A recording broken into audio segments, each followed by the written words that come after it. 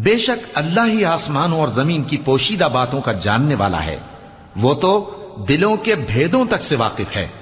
وہی تو ہے جس نے تم کو زمین میں پہلے لوگوں کا جانشین بنایا، اب جس نے کفر کیا اس کے کفر کا ضرر اسی کو ہے، اور کافروں کے لیے ان کے کفر سے پروردگار کے ہاں ناخوشی ہی بڑھتی ہے، اور کافروں کو ان کا کفر نقصان میں اضافہ ہی کرتا ہے۔ بھلا تم نے اپنے شریکوں کو دیکھا جن کو تم اللہ کے سوا پکارتے ہو؟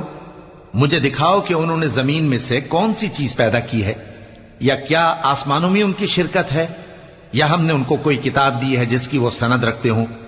ان میں سے کوئی بات بھی نہیں، بلکہ ظالم جو ایک دوسرے کو وعدہ دیتے ہیں محض فریب ہے۔ اللہ ہی آسمانوں اور زمین کو تھامے ہوئے ہے کہ کہیں وہ اپنی جگہ سے ٹل نہ جائیں، اور اگر وہ ٹلنے لگیں تو اللہ کے سوا کوئی ایسا نہیں جو ان کو تھام سکے۔ بے شک وہ بردبار ہے، بخش